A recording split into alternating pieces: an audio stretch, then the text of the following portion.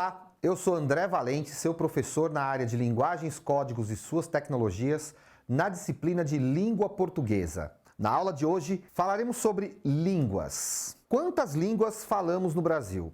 Quais são? Quais são oficiais? E um pouco sobre a sua história. Vamos lá? Bom, e como é que nós chegamos a essa situação? Como é que o português se tornou a língua oficial do Brasil, se não era uma língua dos nativos aqui? Então tudo começa em 1500, com a chegada dos portugueses, eles vêm e trazem a língua deles. Quando eles chegam aqui, eles vão encontrar de 1 a 6 milhões, esse número é bem impreciso, de indígenas. E esses indígenas estão espalhados pelo território, falando mais de 1000 línguas diferentes aí, algumas línguas parentes e tal, mas enfim, havia uma grande diversidade linguística. Num primeiro momento, eles não conseguiram nem conversar com os indígenas, o contato era por gestos, mostrando coisas, enfim. Depois vem aquele período, a partir de mais ou menos 1530, que começa de fato a colonização. Então começam a vir para morar aqui portugueses. E com isso começa a haver uma necessidade de aprender a língua desses nativos para poder falar com eles. Em 1549 chegam os jesuítas. Os jesuítas vêm com a tarefa de catequizar os nativos. O que os jesuítas vão fazer? Vão aprender a língua dos nativos e vão começar a formular uma gramática dessa língua. Para quê? Para que eles mesmos pudessem tanto conversar com os indígenas quanto escrever textos para fazer o trabalho da catequese. E aí vai se formar dois grandes idiomas que são utilizados nessa relação com os indígenas, que são chamadas línguas gerais. Vai ter uma língua geral na região amazônica, chamada de Nhengatu, seria a grande língua, e vai ter uma língua geral paulista, mais aqui para a região que hoje nós chamamos de sul-sudeste do Brasil. Essas duas línguas elas vão sendo faladas, vão sendo utilizadas na educação das crianças indígenas, dos próprios filhos dos portugueses, os próprios colonizadores vão utilizando, enfim, vão se tornar aí as línguas faladas na colônia. Isso vai até 1757. Em 1757, o Marquês de Pombal, que é primeiro-ministro de Portugal, ele vai publicar um documento chamado o Diretório dos Índios, em que ele proíbe o uso das línguas gerais. 2 anos depois, ele expulsa os jesuítas do Brasil, em 1759.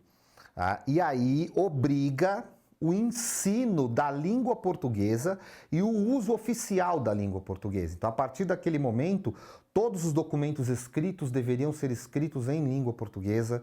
O ensino nas escolas, a língua falada no comércio teria que ser a língua portuguesa. E a língua que o pessoal falava, que não era exatamente a língua portuguesa? Pois essa vai ser tratada a partir de agora como um dialeto. Ou seja, não como mais uma língua autônoma de um povo, mas sim como um dialeto, uma variação linguística. E aí a gente tem uma situação que existe até hoje, que é uma língua oficial, uma norma, um padrão oficial e uma língua falada pelo povo. E hoje estão mais próximos, mas naquela época eram bem diferentes. E isso tinha a ver naquele momento com o estabelecimento do poder de Portugal nesse território. Então era a coroa portuguesa definindo o seu poder, o seu estabelecimento na colônia. E agora eu vou deixar aí uma perguntinha para vocês. Vamos ver se você está prestando atenção aí no conteúdo. E aí nós temos algumas contribuições da língua indígena, das línguas indígenas, no português brasileiro. A gente ouve sempre falar do vocabulário, mas o vocabulário não é a única contribuição. Então dá uma olhadinha aí, Você vai ver que tem um vocabulário, várias palavras, Como caatinga, caipira, catapora, guri, são palavras que estão aí no nosso dia a dia, Paçoca, que vem do vocabulário das línguas indígenas, mas nós temos também elementos que formam palavras.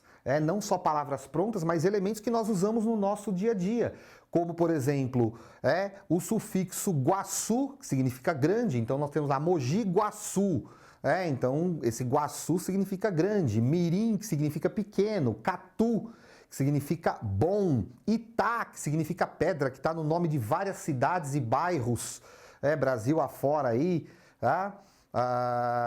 Enfim, alguns elementos formadores de palavras, tá? Elementos da fonologia, por exemplo, o chamado R caipira, que tem aí em vários lugares esse né, de verde, porta, irmão, força, tá? Esse R, na verdade, é a influência das línguas indígenas, porque os indígenas não conseguiam falar o R e nem o R, tá? E aí eles acabavam falando R.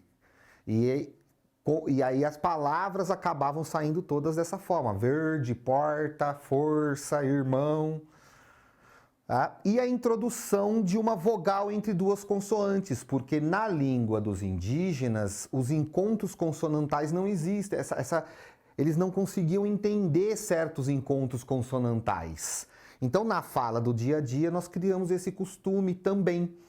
Nós não falamos, nós não pronunciamos os encontros consonantais, nós colocamos uma vogal. Então, em palavras como absurdo, que se escreve com BS, nós colocamos um I ali, então fica absurdo. E aí nós temos advogado ou advogado, que tem pessoas que falam também. As duas formas acontecem pelo mesmo motivo, de colocar uma vogal ali. Tá? Captura, corrupto, pneu ou pneu, recepção, ritmo. São palavras que são marcadas aí por isso e são influências da língua indígena no português, no nosso modo de falar. Bom, a partir de então, o que vai começar a acontecer? Vão começar a ser criadas cada vez mais escolas onde se ensina o português, só que o problema é que essas escolas, a maior parte, eram reservadas aos filhos dos brancos portugueses, principalmente. Os filhos dos indígenas e dos negros não frequentavam, na maioria das vezes, essas escolas. Havia pouquíssimas escolas. Na verdade, a maioria dos negros não frequentava porque a maioria era escravizado. Quem podia frequentar eram só aqueles que eram libertos, e eram muito poucos. Então, na verdade, as escolas públicas mesmo vão ficar reservadas aos filhos dos portugueses, onde eles vão aprender esse português.